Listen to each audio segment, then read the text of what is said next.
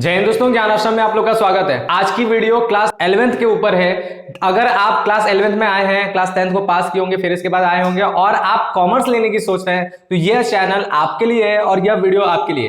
क्योंकि जब आप क्लास 11th की स्टार्ट करते हैं तो सबसे पहले आपके दिमाग में जो क्वेश्चन आता होगा कि हम लोग कौन सी किताबों से अपनी पढ़ाई करें। ठीक है, किताबें हमारे जीवन के लिए बहुत उपयोगी है और खासकर क्लास 11th के लिए तो एकदम उपयोगी। क्यों?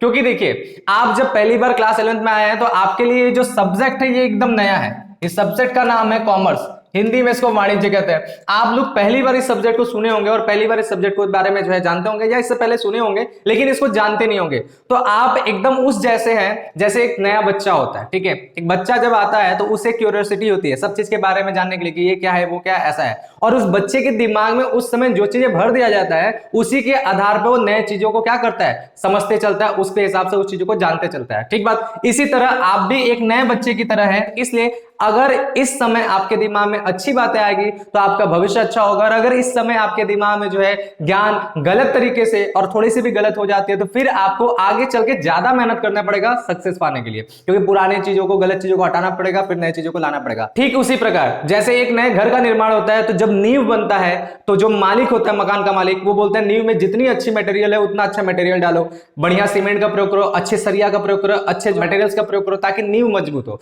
क्योंकि उसी पे उसका भविष्य, उस मकान का पूरा भविष्य टिका है, वो कितने जो है मजबूती के साथ खड़ा रहेगा। सेम आपको भी यहां पर वही करना है। इसलिए आपको भी अपने कॉमर्स के सब्जेक्ट के लिए सबसे अच्छी किताब के बारे में जो है जानकारी रखना पड़ेगा कि हम लोग किस किताब से पढ़ें तो बेस्ट हमारा जो है भविष्य बनेगा। और यह जो चैनल है ये मेनली किसके लिए काम कर रहा है, तो याद रखिएगा ये इस चैनल पे जितनी बातें हैं वो मेनली हिंदी मीडियम के स्टूडेंट के लिए है। ठीक बात। तो जो भी बच्चे हिंदी मीडियम वाले हैं उनके लिए बात हो रहा है, इंग्लिश मीडियम वाले बच्चों के लिए जो है अभी बात नहीं हो रहा है। किताबें जो भी बताएंगे वो हिंदी मीडियम वालों के लिए बताएंगे, चाहे बोर्ड कोई भी हो, यूपी बोर्ड हो, बिहार बोर्ड हो, झारखंड बोर्ड हो, या फिर जो भी बोर्ड हो आपके नॉर्थ इंडिया के, जितना भी जहां पे हिंदी भाषा चलता है उस बोर्ड की बात कर रहे हैं। ठीक है, तो चलिए बात करते हैं कौन कौन सी किताबें आपको लेना पड़ेगा। सबसे पहला जो बुक है वो हमारा किस सब्जेक्ट का है। सब्जेक्ट के नाम में भी बहुत कंफ्यूजन होता है, नए नए आते हैं सब्जेक्ट भी पहचानने बड़ा दिक्कत होता है। तो याद रखिएगा लेखा शास्त्र, जिसको क्या कहते हैं अकाउंटेंसी। ठीक है, पहले शुरुआत के तो 1-2 महीना तक हम लोग को किताब निकालने के लिए किताब के कवर पे नाम पढ़ना पड़ता है कि कौन सा नाम लिखा है, उसके बाद जो है हम लोग जो है किताब जो है बुक से जो है अपना निकालते हैं बैग से।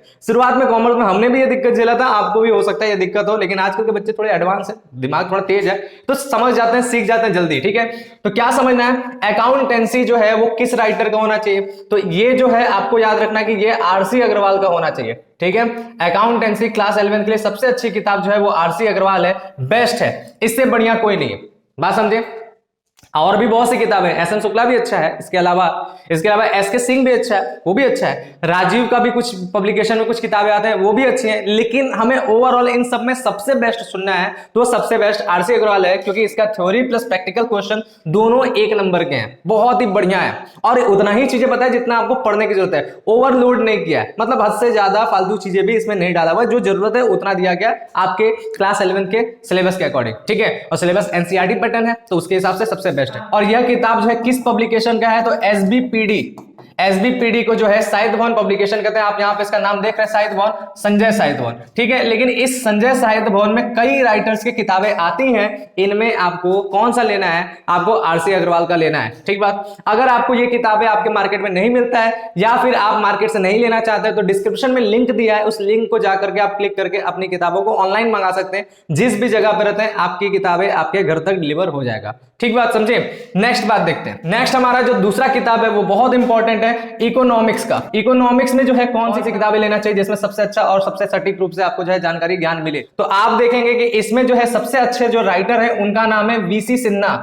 ठीक बात, वीसी सिन्हा की जो किताब है वो आपका सबसे बेस्ट है, समझे। इनकी किताबें लीजिएगा, ये बहुत ही जबरदस्त है, इसमें आपको जो है दोनों पार्ट, यानी आपको स्टैट्स का पार्ट, फिर उसके प्रैक्टिकल का पार्ट, न्यूमेरिकल वाले क्वेश्चन, और फिर इंडियन इकोनॉमी का पार्ट, ये बहुत ही जबरदस्त और बहुत ही डिटेल से बहुत ही अच्छे तरीके से आपको इस किताब में मिलेगा, इसलिए ये किताब सबसे बेस्ट है। बाकी किताबें हैं, बहुत सी किताबें तो एकदम एनसीईआरटी के 2 कॉपी है, तो भाई उतने ही नहीं पढ़ना है, साइड बुक की जरूरत पड़ता है, वरना एनसीईआरटी पढ़ना रहे तो डायरेक्ट सरकारी एनसीईआरटी ले लेंगे। लेकिन अगर आप पैसा लगा रहे हैं तो अच्छी चीजों में लगाइए, तो सबसे अच्छी किताब आपको जो है ये मिलेगा, इसमें संपूर्ण ज्ञान है, अच्छे तरीके से आपको जो है पढ़ लेना है, समझ लेना है, देख लेना है। नेक्स्ट बात करते हैं तीसरा हमारा जो है बिजनेस स्टडी, जिसको हम लोग बीएसटी कहते हैं। ठीक है, बीएसटी यानी बिजनेस स्टडी।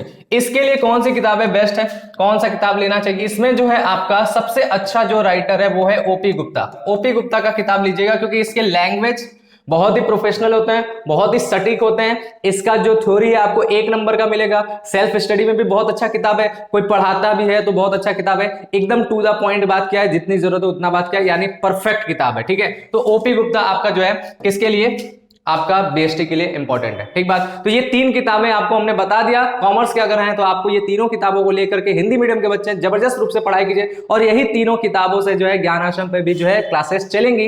इस बार ज्ञान आश्रम क्लास 11 की पूरी क्लासेस की वीडियोस बाय वीडियोस करके पूरा A to Z course complete करेगा शुरू से अंत तक। तो यदि आप चैनल पे आ चुके हैं, क्लास 11 के स्टूडेंट हैं, तो चैनल को सब्सक्राइब कर लीजिए, बेल आइकन पर क्लिक करके नोटिफिकेशन को ऑल पर सेट कर लीजिए, ताकि आपके कोर्सेज जो है फ्री में, एकदम फ्री ऑफ कॉस्ट आपको ज्ञान आश्रम से कंप्लीट मिल जाए। ठीक बात। इसी के साथ बात को समाप्त करेंगे, मिलेंगे हम लोग नेक्स्ट क्लासेस की वीडियो में। तब तक के लिए थैंक यू, बाय, जय हिंद।